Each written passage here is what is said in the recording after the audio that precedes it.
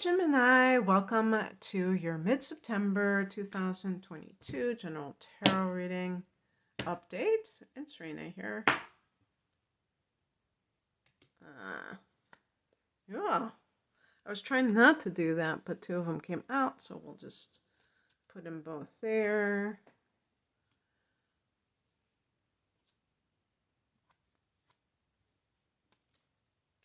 Of course, if it's Gemini, it's got to be two, right?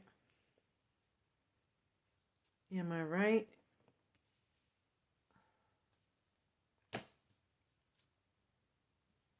Wow, I just got this for another sign. The Six of Swords. I think I've gotten it several times. Okay, well, let's look at... Boy, oh boy, oh boy. Let me go to the past position. I think that's been very helpful. Past position, Six of Torches, which is Wands. This is career, success, perhaps, recognition for your talents, taking a bow. And, that person looks like they're on some kind of like, I was going to say a red carpet. Obviously, it's not red, but that sense of, like, the pageantry. And that's what the Six of Wands represents. So taking your bow, accepting the bestowal of kudos for your efforts. And because wands relate to career, it is likely in that arena where you're having success of some sort. It's connected to the sign of Leo, if that's meaningful for you. So, interestingly, we've got the Temperance card and the Devil card. Now, the Temperance card is 14 and the Devil card is 15. And it's interesting because when I think of 14 and 15, I think of my partner and I. I'm born on December 14th and he's born on December 15th. And so we've got that 14 and 15 thing going on ourselves. And the Temperance card is associated with Sagittarius. The Devil card is with Capricorn. And how does this, relate to the Six of Wands? Well, you can have success. I mean, things like success are terms that are relative, or what's the proper... They're going to depend. They're subjective terms. Your concept of success might be different than mine. As far as I'm concerned, a person is successful in life if they have peace of mind. If they are, like, incredibly talented and celebrated, and they are tortured, mentally tortured, then they don't have a successful life. Their life is not working for them. You could live a very simple life, a life where nobody knows who you are, and you could be very successful because you're simply generating light. You're not generating this negative energy all the time because of your own lack of peace. So Temperance is about balance between the spiritual and the earthly concerns. Gemini is an unusual sign because we don't associate Gemini with the world in the sense of, the earth element that Capricorn, the Devil card, is connected to Capricorn, is all about.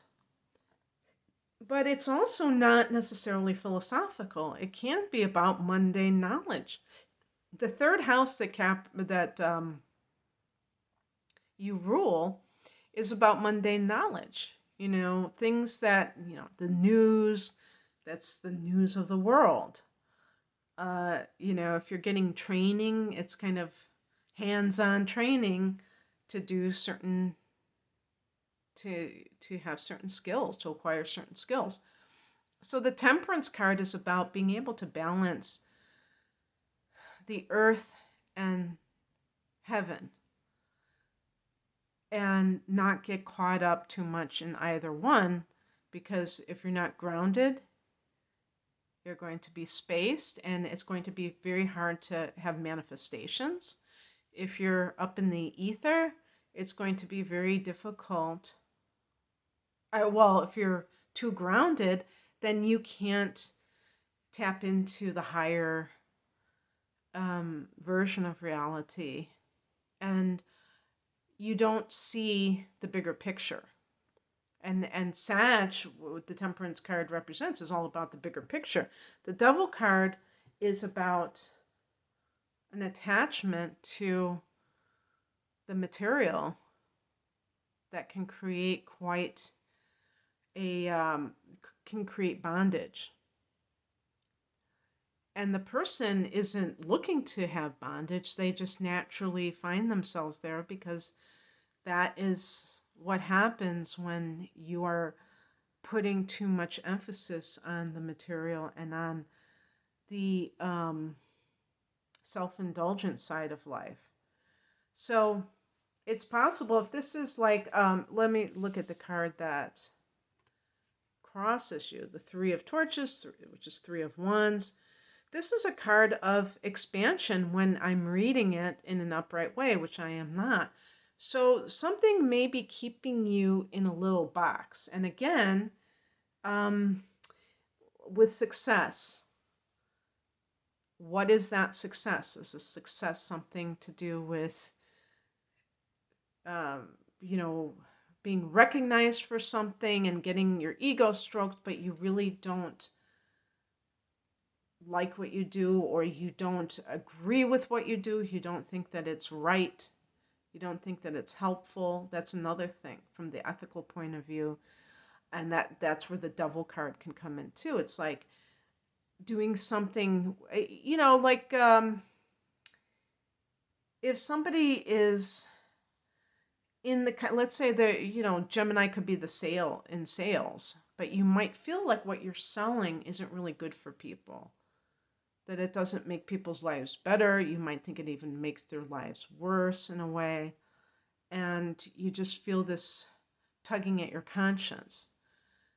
But you have this, maybe you've been producing very well and your people are giving you these strokes. You have to still be able to break away from that if you don't feel good about what you're doing. That's why I'm saying it's kind of like this ethical dilemma sometimes. The higher message is the Seven of Swords. This can be a card of theft. And I'm not saying that you're doing the theft. It can be that somebody else is stealing your ideas. But it can be, the devil sometimes, to me, I could think of a narcissistic boss who is not, maybe they're jealous that, or envious that you are very successful, that you are doing great. Maybe they feel threatened that you could take their job, and so they're trying to copy you, or they're trying to take your ideas. But I also think that the Seven of Swords can be how you gracefully remove yourself from a situation. So you don't cause waves, you don't create any kind of unnecessary drama, and you can kind of just go off into the sunset without anybody knowing exactly why you're doing that. What's coming in is the Seven of Pentacles. This is a card of waiting for your harvest. So, I don't know if some of you have been on the side, maybe starting your own business or something like that, and you're trying to see if it's going to go any place, if you have been involved with somebody and you've been waiting for them to,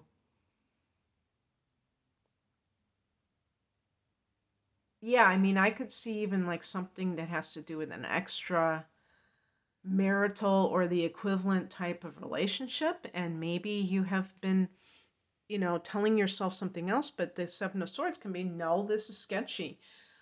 This is still cheating. Even if that person says that they're not really married. I mean, they're married in name only, but they're not really with that person. They don't sleep in the same bed. They're just sharing the same house until they can sell it. I've heard these things over and over again. And so you may be waiting and investing time, but the Seven of Pentacles can also be number 7 can be a turning point. So it could be saying, if you've been doing this for a while, that you can start to see a pattern. You can see if somebody's, yanking your chain. But you may feel that with the Devil card, you may be feeling that sense of temptation. You may be feeling that sense of like attraction, even though you feel that this person isn't necessarily good for you. The outcome, 6 of Swords, leaving behind the drama, choosing peace. It's very interesting. I got this for another sign where I got the 6 of Swords and the Lover's card. Oh, I didn't get the Lover's card this time, but I did get it's funny, I got the Devil card, and that 15 adds up to 6 as well. And that's how you do it in numerology. Plus, I got the 6 of Wands. The number 6 is connected to Venus. So the two keywords I would say for Venus are harmony and love. And if you have what you perceive to be love, but you don't feel harmonious, then you have to question whether it's love. But it's like you choosing that because you really believe that you really believe that you need to exit that situation. Both of these cards could be suggesting leaving a certain circumstance. Okay, Gemini, that's what I have for you. I hope that this resonated. If you would like a private reading, please check out my website. The link is below. I have specials going on for double readings, astrology readings, plus natal chart, plus tarot. That's a double reading as well. You can find out more information about all of this at the link below, as I stated. Thank you for watching. Take care. Bye.